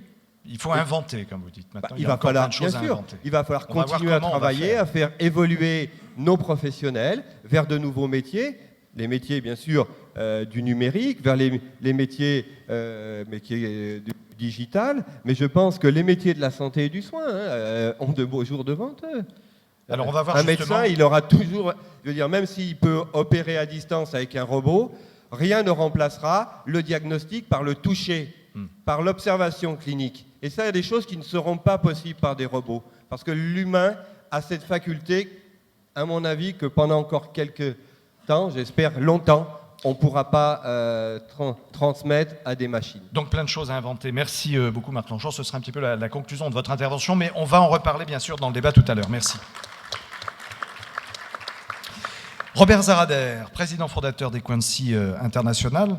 Alors, je le disais, vous accompagnez ces structures dans tous ces changements, vous les conseillez, donc vous êtes vous aussi un observateur privilégié de toutes ces modifications. Et je serais tenté de dire effectivement que de changements, que de bouleversements avec cette digitalisation.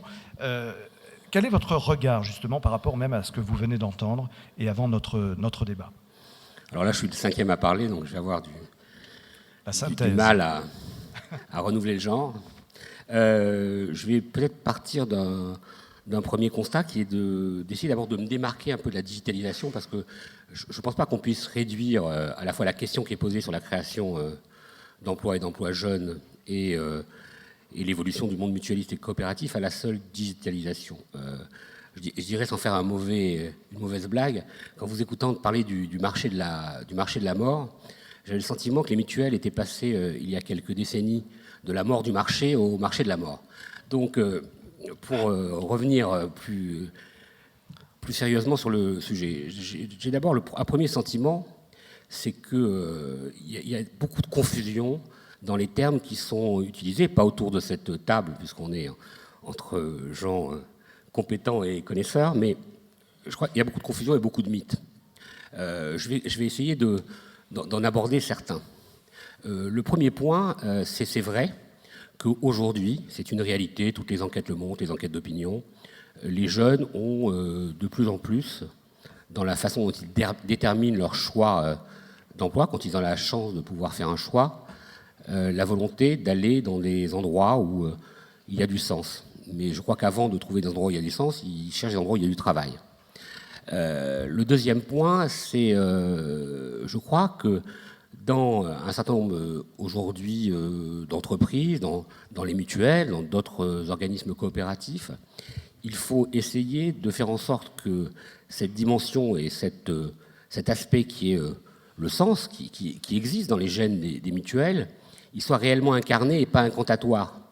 Le sens, la solidarité, le partage, il doit être aussi dans la façon dont sont organisées ces institutions, ces organismes, ces entreprises, dans la façon dont la gouvernance est organisée, dans la façon dont la démographie, à la fois en termes d'âge, mais aussi en termes de présence féminine, est elle-même aussi présente. Donc il y a beaucoup aujourd'hui de dimensions qui, pour réellement correspondre à des structures où il y a du sens, il y a des mutations à engager. Ces mutations, les mutuelles, un certain nombre d'entreprises les ont engagées. Mais je crois qu'on est encore loin d'avoir des structures qui permettent aux jeunes de trouver, comme je le disais pour ceux qui ont la chance de pouvoir choisir, des entreprises où ils aient ce sentiment d'aller vers des endroits où il y a du sens. Le deuxième point, la deuxième confusion, alors une confusion qu'on voit beaucoup dans le débat public aujourd'hui, je crois que c'est la confusion sur la fin du travail. Je crois qu'il y a effectivement quelque chose qui est la fin du plein emploi. Oui, ça c'est un constat qu'on fait partout. Je crois que la fin du travail renvoie à toute autre chose. Je ne crois pas qu'on soit, et ça a été abordé tout à l'heure par mon voisin, dans un schéma où on est sur la fin du travail. On est simplement dans une conception nouvelle du travail, qui a une forme d'intermittence beaucoup plus forte et qui se construit dans des modèles qui n'ont plus rien à voir avec les modèles antérieurs, qui sont des modèles extrêmement horizontaux, où aujourd'hui, un jeune qui rentre dans une entreprise, qui rentre sur le marché de l'emploi, sait très bien qu'il va avoir à être mobile et qu'il ne restera que dans très peu de cas de figure. Et heureusement, il en reste, comme Stéphane Junig en témoigne, verticalement, pouvoir arriver dans une structure, pouvoir accéder à sa présidence. Donc les jeunes aujourd'hui ont une très forte lucidité sur cette dimension-là. Ils ont d'autant plus une lucidité qu'ils sont, pour beaucoup d'entre eux, digital natives. Donc pour eux, la digitalisation, c'est pas la digitalisation. La digitalisation, c'est le monde dans lequel ils vivent, c'est le monde tel qu'il est. Donc pour eux, et c'est d'ailleurs heureusement le cas le plus souvent, le digital est un moyen. Le digital, c'est l'environnement dans lequel ils vivent. Ça n'est pas une fin en soi. Et je crois que là aussi, Il faut faire attention. Il y a eu des formes de mythologie permanentes. On voyait, nous, dans notre métier de communicants, ces dernières années, des patrons d'énormes boîtes multinationales réunir leur comité exécutif pour dire « attention, on va se faire ubériser ». Mais il faut à un moment donné être sérieux, c'est-à-dire que le digital ne peut pas tout, et heureusement qu'il ne peut pas tout, parce que ça n'est qu'un moyen. Donc c'est vrai qu'il restera une relation humaine, il restera des métiers qui seront des intermédiaires et des métiers intermédiaires, et le monde a toujours vécu avec cette dualité ou cette pluralité de formes organisationnelles, et ça ne va pas changer. Et les jeunes l'ont parfaitement intégré. Donc ils savent très bien qu'ils vont aussi changer à un moment donné, et de culture et d'environnement. Le digital, qui plus est, c'est quelque chose qui ne concerne pas que le travail, il concerne la vie, il concerne les loisirs, il concerne le temps, il concerne la proximité, il concerne la distance à l'emploi. Et donc, de ce point de vue-là, il est un environnement qui est général. Il n'est pas ni une menace, ni une formidable opportunité. Il est simplement.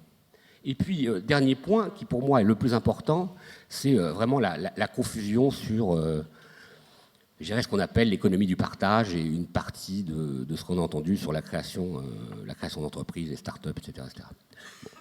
L'économie du partage, on en a donné des noms très différents, collaborative, coopérative, sociale et solidaire. Je crois que la première question à se poser quand on parle d'économie du partage, de manière très cynique, c'est qu'est-ce qu'on partage ? On peut partager les emmerdements, ça c'est assez classique, mais on peut partager bien d'autres choses. C'est-à-dire, est-ce qu'on partage la valeur ajoutée ? Est-ce qu'on partage le travail ? Est-ce qu'on partage le pouvoir ? Est-ce qu'on partage les actions ? Est-ce qu'on partage les revenus ? Est-ce qu'on partage les profits ? Est-ce qu'on partage les rentes ? C'est absolument central. Et à force d'utiliser des mots fourre-tout, on en vient à totalement oublier les réalités que ces mots finalement recouvrent. Et alors, je vais faire de la provocation pour terminer à la seule représentante féminine de cette table ronde. Je crois qu'il faut aussi arrêter avec le mythe des start-upers en basket et t-shirt jaune, quoi, parce que c'est pas la majorité du genre, comme disait Audiard. C'est un peu comme les patrons de gauche, c'est-à-dire c'est comme les poissons volants, c'est pas la majorité du genre. Et ben, de la même manière, ce n'est pas la majorité du genre, parce que quand on regarde précisément les études, les start-upers qui réussissent sont tous issus, à 80%, à 90%, il y a une étude très récente qui a été faite à Sciences Po sur le sujet, issus de CSP+. La réalité, c'est qu'ils sont dans la reproduction sociale. Il n'y a pas de... Voilà, donc ça, c'est la réalité des choses. Donc, voilà. Et quand on écoute, je débattais récemment avec un garçon qui m'expliquait que c'est formidable, les nouvelles activités, parce qu'il a un copain à lui qui, effectivement, est graphiste. Alors, 3 jours, il est graphiste, mais comme il aime bien le vélo, il est coursier un jour. Et comme, en plus, il aime bien la musique, il est DJ. Mais non, il est simplement DJ et coursier parce qu'il n'a pas un job de graphiste pendant 5 jours. Donc, je crois qu'il faut arrêter avec ces mythes et cette confusion des genres qui, aujourd'hui, habitent cette façon de voir le travail des jeunes, c'est-à-dire, bien sûr, il y a des jeunes qui sont créatifs, oui, il y en a, mais les jeunes qui sont créatifs, c'est comme les vieux qui sont créatifs, il y en a exactement le même pourcentage. Et je dois dire que de ce point de vue-là, c'est rassurant, finalement. C'est à la fois rassurant, mais surtout la réalité. Et donc je crois que, par moment, je crois qu'il est bien de parler de réalité effective, celle que vivent les jeunes dans toutes leurs composantes, c'est-à-dire pas seulement les jeunes start-upers de Yolan. Merci beaucoup, Robert Zarader. Voilà le regard du communicant. Alors, beaucoup de choses à débat. On va ménager, je l'ai promis, chose promis, chose due. Dans quelques minutes, on va privilégier évidemment un débat avec la salle. Donc, n'hésitez pas à commencer à préparer vos questions. 2-3 points quand même de débat entre vous, madame et messieurs. Olivier Klein, peut-être une réaction sur la mythologie de la digitalisation dont parlait à l'instant Robert Zarader. Le partage ne doit pas être qu'incantatoire. Est-ce que vous êtes d'accord ou pas ? Oui, je suis d'accord à peu près avec tout ce qu'a dit à peu près. Mon voisin. Non, vraiment. Et au point que je voulais revenir justement sur un petit peu de mythologie là, et sur quelques nouveaux codes et modes de pensée et de langage. D'abord, il y a une petite chose, juste une réaction absolument gentille et simple, mais les discours généraux non appuyés sur des exemples peuvent facilement devenir incantatoires et peuvent facilement devenir normatifs. sans réalité derrière. Et donc, pour faire un discours qui conceptualise un peu, c'est bien aussi de l'appuyer sur des exemples. Et moi, j'aime bien parler de ce que je connais parce que j'ai un recul méthodologique vis-à-vis des gens qui parlent au nom des autres qu'ils ne sont pas. Maintenant, sur le deuxième point, c'est que il ne faut pas confondre des créations d'entreprises sur des ruptures technologiques qui existent avec des start-upers. Et il y a des très bonnes études. Là, il y en a une qui vient de sortir, vous l'avez dit, à Sciences Po. Il y en a une autre qui est en train d'être faite par Philippe Aguillon, qui montre qu'il y a le même pourcentage, effectivement, de gens qui sont start-upers, qui en réalité viennent des milieux les plus aisés, les plus innovants, les plus etc., les plus éduqués et tout cela. Mais c'est très bien, il faut qu'il y en ait. De toute façon, il faut qu'il y ait des start-upers. Mais il ne faut pas confondre la start-up sur rupture technologique avec le processus de changement des entreprises existantes. Et ce processus de changement des entreprises existantes, il est crucial. Parce que sinon, on peut penser que les entreprises n'ont pas d'avenir. Or, l'idée que les entreprises sont mortes est une idée radicalement fausse, à mon avis. Tout le monde ne va pas faire de l'Uber, tout le monde ne va pas devenir start-upper, ça a été déjà dit, je n'insiste pas. J'insisterai simplement sur le point suivant, c'est que l'entreprise est encore un merveilleux cadre, parfois difficile, parfois concurrentiel, parfois tout ce qu'on veut, évidemment, mais un cadre socialisant qui permet aux personnes de réaliser quelque chose et de rencontrer d'autres. Et que quand on est plutôt ubérisé, on est plutôt isolé, etc. Donc, là aussi, il faut faire attention à ne pas faire trop de mythologie favorable d'un côté et négative sur l'autre. En réalité, c'est toujours un cadre socialisant important. Et j'ajoute qu'il y a des grandes ou moyennes entreprises qui innovent, mais pour autant, elles doivent changer. Et je finirai par le fait que l'enjeu, en réalité, si on veut rentrer un peu en finesse dans le sujet, c'est de bien combiner dans une entreprise moyenne, grande ou même plus petite, la sécurité, la régularité de l'entreprise, le fait que les routines de gestion marchent bien, parce que tous les matins, on ne va pas se remettre à repenser à la façon dont on va ouvrir une agence dans le cas d'une banque, ou de la façon dont on va servir un client sur la base d'eux, etc. Et, en même temps, de faire vivre la capacité à innover, à transversaliser, la capacité d'initiative, l'envie de participer au choix d'organisation à différents niveaux de l'entreprise, des uns et des autres dans l'entreprise. Ce qui est très mobilisateur, si on arrive à le faire, qui rend l'entreprise plus vivante et plus mobile. Et en réalité... Est-ce que ce n'est pas un petit peu le moi-je qu'évoquait tout à l'heure Joël Durieux? Parce que vous avez la vision des choses, vous l'appliquez dans votre entreprise, on ne peut pas vous le reprocher, évidemment. Je parlais en général. En règle générale. Oui. Mais ce que Mme Durieux disait tout à l'heure, c'est qu'effectivement, on a de grandes visions, on parle de son entreprise, etc. Et puis après, il faut mettre tout ça en œuvre. Mais c'est ça qui est difficile, ça dont il s'agit de parler. Et c'est pas plus difficile, c'est juste différent de faire une start-up, c'est tout. Mais c'est un sujet important quand même. Parce que le fait de la transformation des entreprises, pour savoir faire vivre la transformation d'une entreprise à l'heure du digital, et pas faire en sorte simplement que le digital remplace l'humain, et se dire, du coup, j'abaisse mes couches, je suis content. Mais se dire, qu'est-ce que je donne de plus aux clients grâce au digital? Comment j'intègre ça pour pouvoir faire en sorte que mon entreprise apporte plus de satisfaction aux clients, et en même temps plus de satisfaction aux collaborateurs de l'entreprise, parce que c'est un enjeu qui est réouvert par certains, justement, de ces changements en profondeur.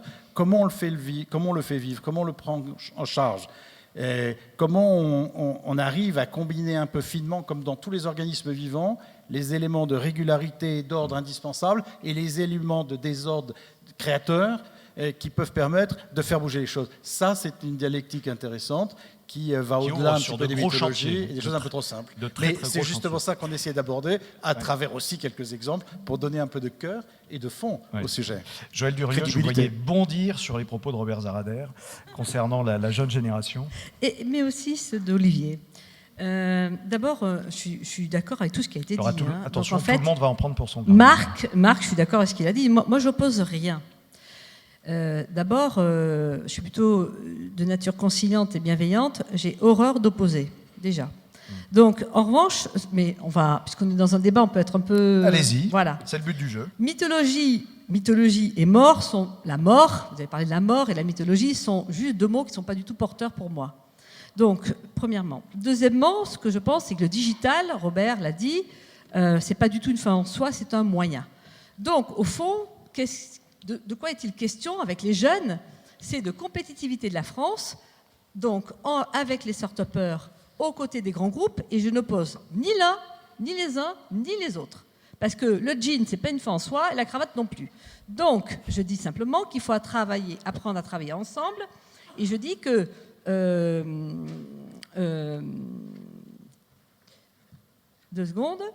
apprendre à travailler ensemble, sans s'opposer, et voilà. Et que c'est plus un état d'esprit global que l'opposition des uns et des autres, ou de deux mondes. Voilà. Alors, la mythologie, c'est pas du tout une mythologie. Demain, les produits et services sont tout à reconstruire. Demain, on ne vendra rien comme avant, et on ne vendra pas du tout ce qu'on vend aujourd'hui. Donc, c'est pas du tout une fiction.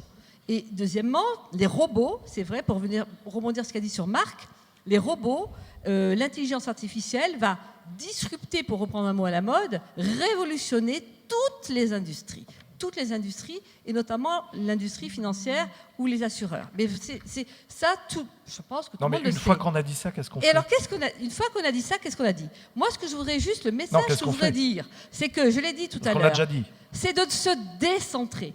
Moi, je viens de l'assurance.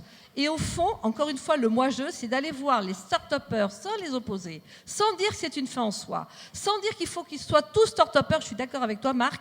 Bien sûr que le modèle salarial, accompagner les jeunes qui n'ont pas le bac, etc., sur une carrière, etc., tout ça, c'est juste. Mais se décentrer. Arrêter avec les dispositifs internes de l'incubateur, du directeur d'innovation qui va prétendument parler avec les directeurs de l'innovation décentralisée sur les territoires. Tout ça, moi je dis, c'est bien, mais ce n'est pas suffisant. Il faut se décentrer pour aller voir quels sont les start-upers qui portent l'innovation, et j'ai dit pas seuls, avec les moins jeunes, les seniors, avec les technologues, bien sûr, et en mode intelligence collective, allez voir ces start-upers qui soient dans l'industrie aujourd'hui financière, c'est-à-dire la vôtre, pour vous aider à vous rénover de l'intérieur, et ainsi que les start-upers d'autres industries, d'autres pôles de compétitivité sur tout le territoire, et qui sont vos clients, pour savoir comment l'aéronautique, comment l'automobile, comment le tourisme mute sous l'impulsion du digital qui n'est pas une fin en soi. Stéphane Junique. Et c'est ça que je veux dire. Stéphane Junique, qu'est-ce que vous avez à répondre à Joël Durieux? Non, je réponds pas à Joël. Je suis simplement, je suis comment dire, affligé parce que au fond, on a une vision qui est une vision figée de nos entreprises, et on est tous sauf ça. C'est-à-dire que parce qu'on serait mutualiste ou qu'on serait coopératif, au fond, on ne serait pas moderne et on ne s'inscrirait pas dans la société dans laquelle on est. C'est un peu ça que vous nous renvoyez, au fond. D'ailleurs, on ne travaillerait pas avec des jeunes qui sont aujourd'hui investis dans la société. On ne travaillerait pas dans des entreprises qui sont aujourd'hui hyper spécialisées sur des domaines où on n'a pas nos compétences.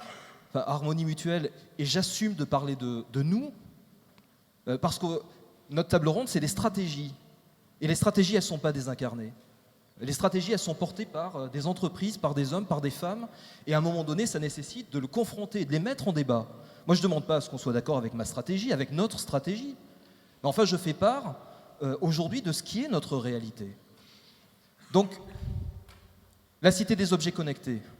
Harmonie est aujourd'hui participant dans ça. Et ce n'est pas pour aider les grands groupes, hein, c'est pour soutenir un certain nombre de petites entreprises qui sont aujourd'hui dans les territoires.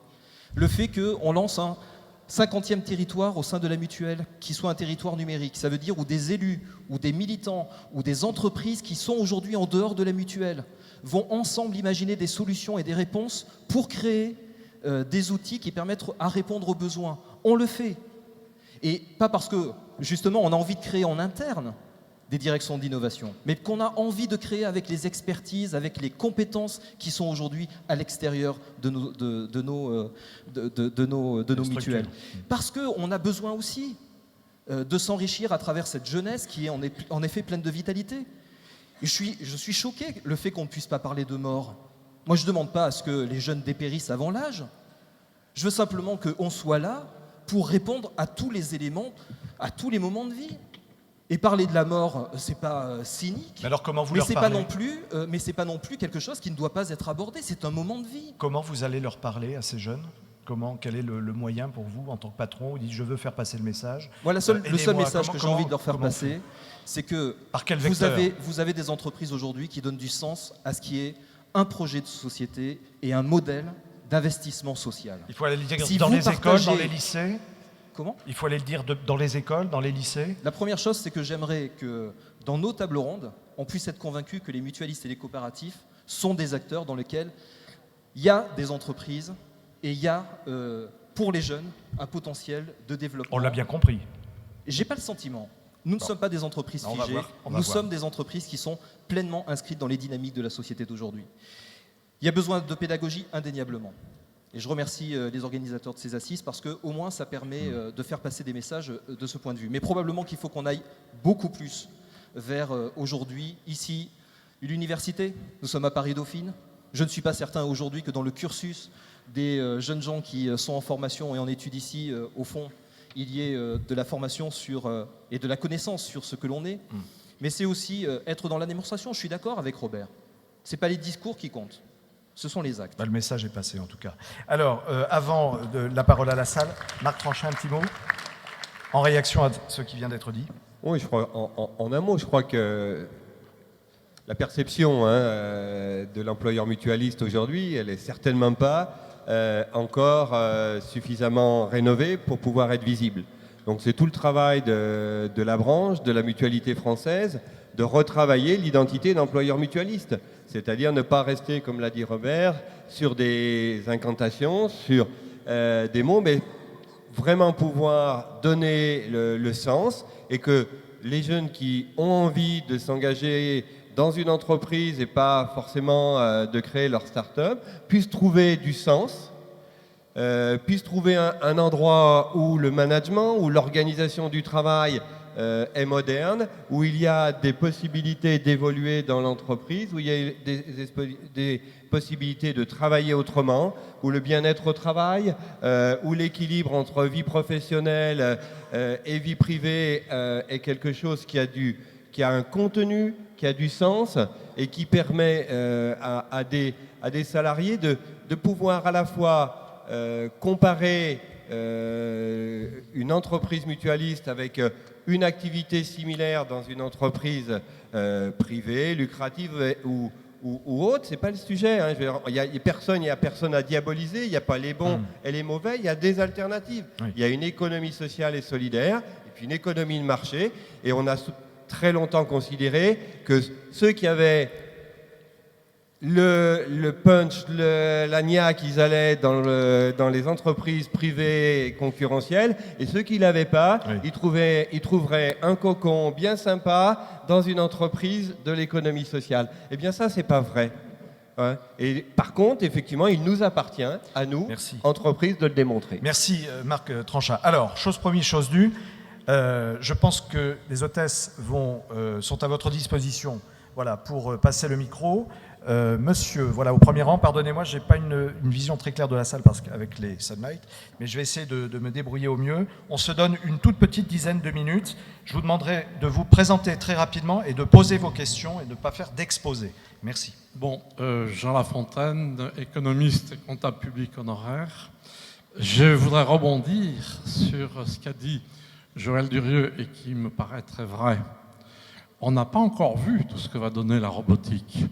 Et lorsque vous avez posé la question de la proximité pour le contact humain, il y a des outils comme Skype qui peuvent encore se développer et qui peuvent effectivement supprimer le besoin de proximité. Bon, on n'enlèvera pas le toucher, mais là, c'est le domaine de la médecine, c'est pas ce dont on parle. Donc, je crois que la robotique va supprimer énormément d'emplois. Alors, première question, est-ce qu'on a une idée du nombre d'emplois que ça va supprimer? Et ensuite, que va-t-on faire? Quelle place va-t-on faire aux jeunes? Parce que les anciens qui sont là et qui ont bien travaillé, on n'a pas de raison de les lourder. Et voilà qu'on leur dit que pour qu'ils aient une retraite, il faut qu'ils travaillent encore plus longtemps. Comment va-t-on faire? Alors, vous avez posé la question, une fois qu'on a dit ça, on fait quoi? Eh bien, c'est la question que je me pose et je n'ai pas encore de réponse après ce que j'ai entendu. Eh bien, écoutez, on va tenter d'y pallier. Allez-y. Alors, je Joël. disais à Stéphane à l'instant que j'aimerais bien penser, comme lui, que demain, et même comme Olivier, qu'on aura toujours besoin de l'humain, etc. Bon, moi aussi, j'adore l'humain, enfin les gens. Je suis gentille, j'aime qu'on m'aime et j'aime les autres. Mais j'aimerais bien. Mais, d'après ce qu'on voit, mais vous le savez aussi bien que moi je pense que la robotique, l'intelligence artificielle vont effectivement bouleverser l'économie, la façon dont on va travailler demain, les nouveaux métiers de demain. Bouleverser. Un peu comme Internet a été un tsunami par rapport à nos méthodes de travail. Eh bien, l'intelligence artificielle, je ne parle même pas de la blockchain qui est comme le digital une fois en soi, on s'en fiche, mais l'intelligence artificielle va bouleverser, va révolutionner, va disrupter tous les métiers et pas seulement la finance. Donc, le rapport à l'humain, à la limite, c'est comme Internet. Vous vous dites le rapport à l'humain, Internet arrive, je vois Stéphane sur sa tablette, il ne me parle plus. Il est déjà parti. Non, je rigole. Je veux dire, en même temps, ce n'est pas une frayeur. C'est, pour moi, et tu l'as dit tout à l'heure, un champ d'opportunités infini qu'on n'a pas défriché.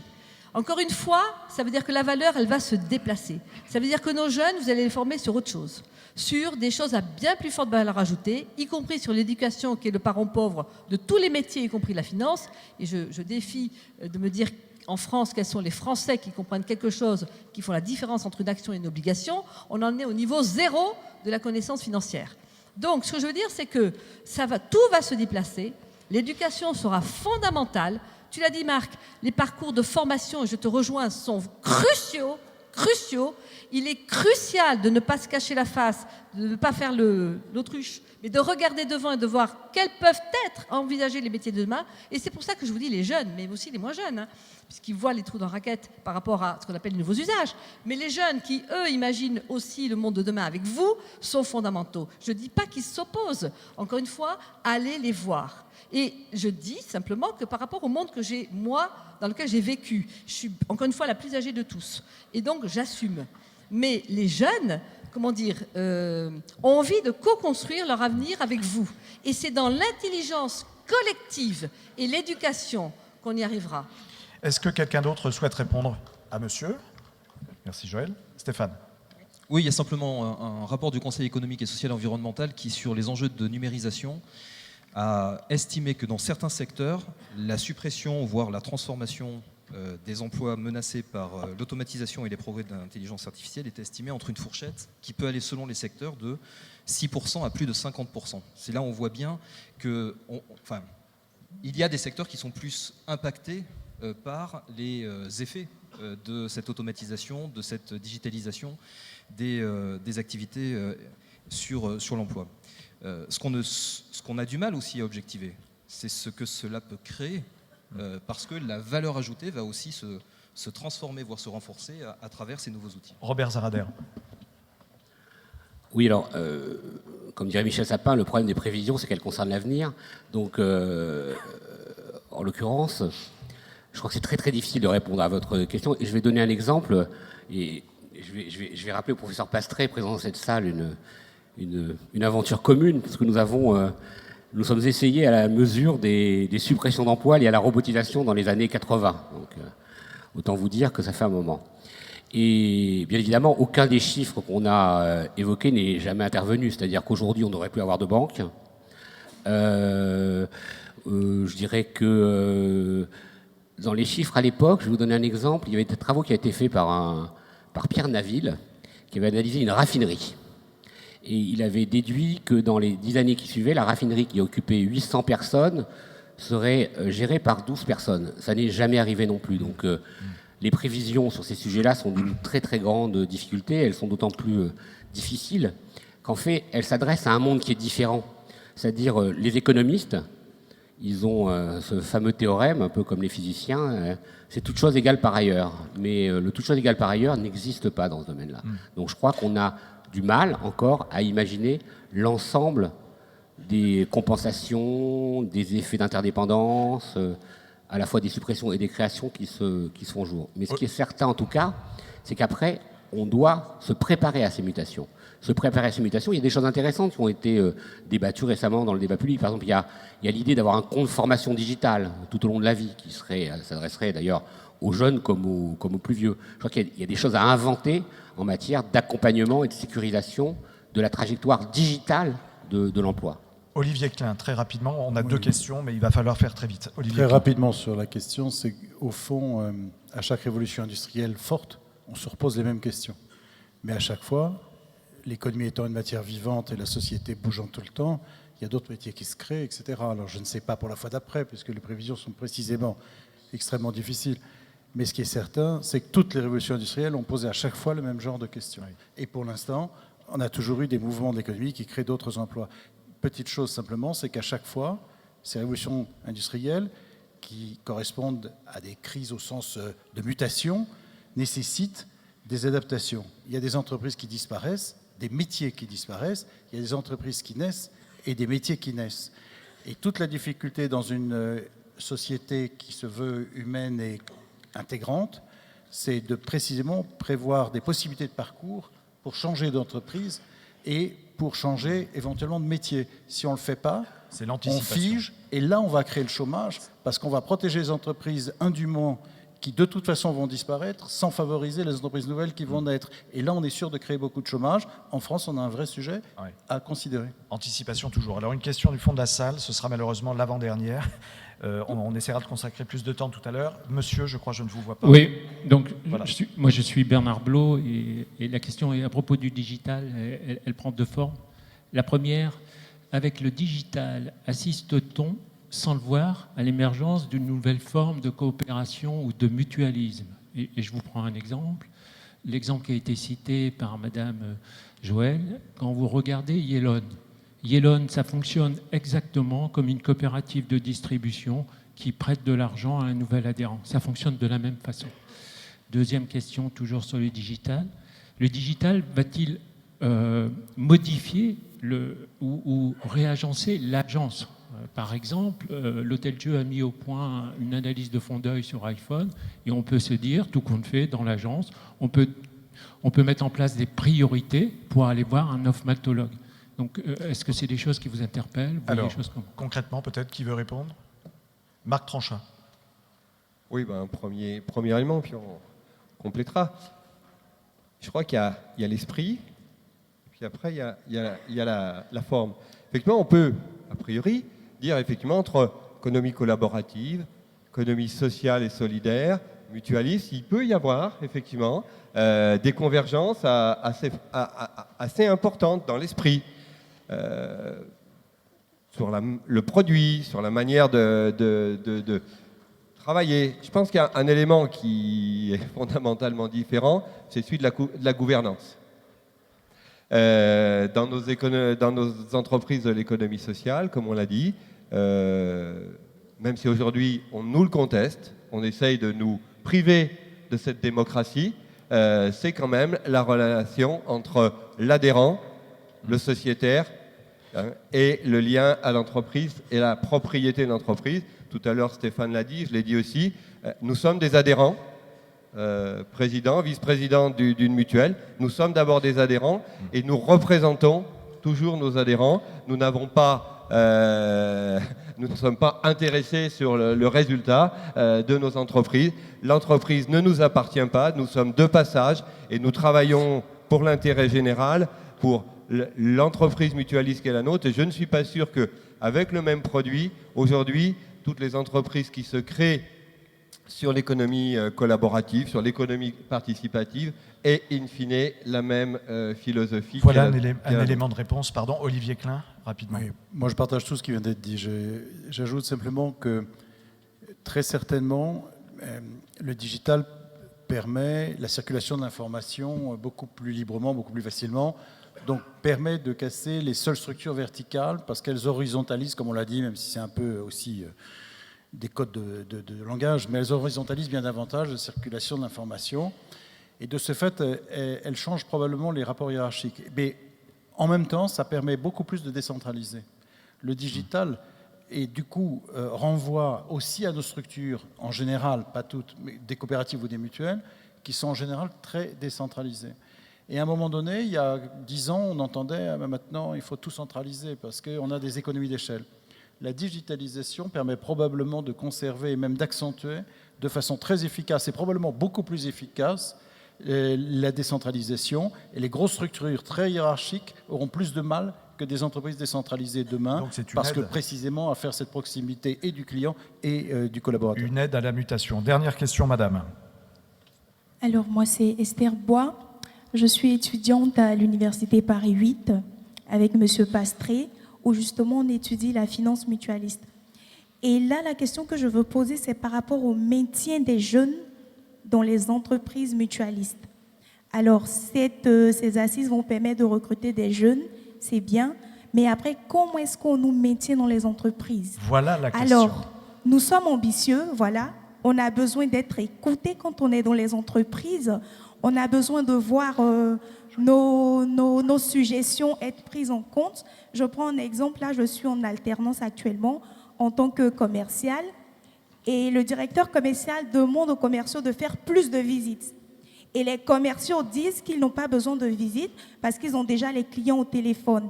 Mais ils n'arrivent pas à se comprendre parce qu'ils n'ont pas, je dirais, une définition commune. Et à une réunion, je demandais, mais quel est l'objet des visites commerciales? Et tout le monde s'est regardé. Ben, on ne sait pas. Vous allez avoir une réponse. Voilà. Et justement... Pas sûr? Ah bon. Et justement, des jeunes qui arrivent, qui ont des idées nouvelles, qui ont des suggestions, est-ce que cette proposition que je faisais, par exemple, à la direction commerciale, sera prise en compte? Ou est-ce qu'on dira, oh oui, c'est la petite alternante qui a dit ça? On a besoin d'être écouté, on a besoin d'innover, on a besoin d'un cadre de travail agréable pour pouvoir être maintenu dans l'entreprise. Donc, qu'est-ce qui est fait au niveau des banques mutualistes? Merci, un, pour la question, et deux, la manière dont vous le formulez, c'est génial. Alors, Joël. Moi, je dirais, je vais faire le lien avec la précédente question et je contracte. Mutualiste, d'abord, au pôle Finance Innovation, je vais faire une confidence, et puisque vous êtes 100, elle va être très intime, c'est que les assureurs et les mutualistes sont les plus présents au pôle de compétitivité. Je ne sais pas moi qui ai fait le pôle, enfin, c'est Jean-V Lorenzi qui le préside, et nous avons 380 membres, donc je suis juste un 380e, même quand, etc. Bon, bref, mutualiste, ça veut dire que mutualiste et les valeurs partagées par la nouvelle économie portée par ces start-up, encore une fois, je ne les oppose pas, c'est les mêmes. C'est la nouvelle économie qui est plus transparente, plus lisible, moins chère et au service du plus grand nombre. Donc, vous êtes les mieux placés déjà pour accompagner ce mouvement que l'on voit, nous, au sein du pôle et cette nouvelle dynamique. Deuxièmement, c'est le digital, encore une fois, je crois que c'est vraiment un mot noir qu'il faut oublier.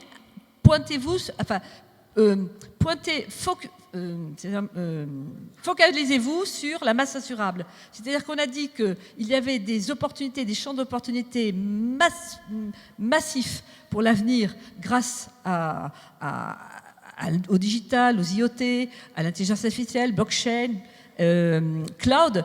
Essayez de vous approprier cette nouvelle masse assurable, d'abord chez vos clients, et c'est pour ça que j'ai insisté tout à l'heure en disant allez voir les start-upers d'autres industries, et bien sûr la vôtre. Troisièmement, pour les jeunes. Donc en fait, pour parler, puisque c'est le centre ici, c'est la mutualité, le sujet, eh bien oui, moi je vous dis, si j'étais jeune, je rejoindrais bien sûr les groupes financiers. J'aime bien la banque, mais j'aime bien la mutualité parce que vous avez des valeurs qui sont tournées vers vos clients. Et juste un mot, Yellon. Pourquoi Yellon est arrivé premier parmi 100 candidatures, et notamment 8 finalistes? Avant-hier, nous l'avons auditionné à travers un jury de 16 personnes. Jean-V Lorenzi a posé la même question à tout le monde. Quel serait, une fois qu'il avait pitché 8 minutes, quel serait votre rêve de demain? Chacune des entreprises prises individuellement a répondu, moi mon rêve c'est de trouver le meilleur VC qui mette 10 millions dans ma boîte. Moi c'est de trouver les meilleures compétences qui mettent, je sais pas moi, les plus diplômés de Polytechnique dans ma boîte. Moi c'est de trouver le marché en Inde ou en Afrique pour que je me développe à une vitesse phénoménale et que j'ai ma Ferrari en bas de chez moi. Eh bien Yellon, à votre avis, qu'est-ce qu'il a répondu? Et Jean-V a dû lui poser la question deux fois parce que voilà, il a répondu, moi c'est non. Moi, il a dit, je veux que les plus démunis aient accès au crédit bancaire. Et Jean-V lui a dit, mais attendez, monsieur, vous n'avez pas compris la question. Quel est votre rêve de demain par rapport à votre boîte Yellon? Et le gamin qui répond, le fameux Michael, mais non, je viens de vous répondre, je veux. Il n'a pas compris, en plus, le plus beau, c'est qu'il n'a pas compris qu'on voulait lui demander combien on pouvait mettre dans sa boîte. Enfin, quelle levée de fonds il ambitionnait? Il répond, non, monsieur, je maintiens ma réponse. C'est d'assurer le plus grand nombre, de l'accès au crédit au plus grand nombre et aux plus démunis, laisser d'aider les autres entrepreneurs et tous ceux qui sont délaissés par les acteurs historiques. Et Jean-V était scotché, le jury était scotché, il a eu le plus grand nombre de points. Merci Joël. Alors Stéphane Junique, très rapidement, là la parole au patron finalement, la réponse directe, la question, peut-être une future employée? Eh bien, venez goûter l'entreprise mutualiste. Venez nous bousculer. Vous ferez votre expérience. Et au fond, vous pourrez ensuite répondre à votre question. Parce que si j'y réponds, je vais avoir Joël qui va me dire « mais tout ça, c'est du pipeau ». Relancez pas le débat, s'il vous plaît. Voilà. Donc, venez. On recrute des services civiques. Profitez-en. La formation en alternance, on y croit. Venez faire des stages chez nous. On accueille des doctorants parce que c'est là où on pourra, dans la durée aussi, construire, à travers les recherches qui sont faites par ces docteurs et ces personnes qui sont dans la recherche, des solutions pour demain. Venez, rejoignez-nous. Faites-nous confiance comme on a envie de vous faire confiance. Il n'y a pas de problème, il n'y a que des solutions. Merci beaucoup, merci à tous les 5.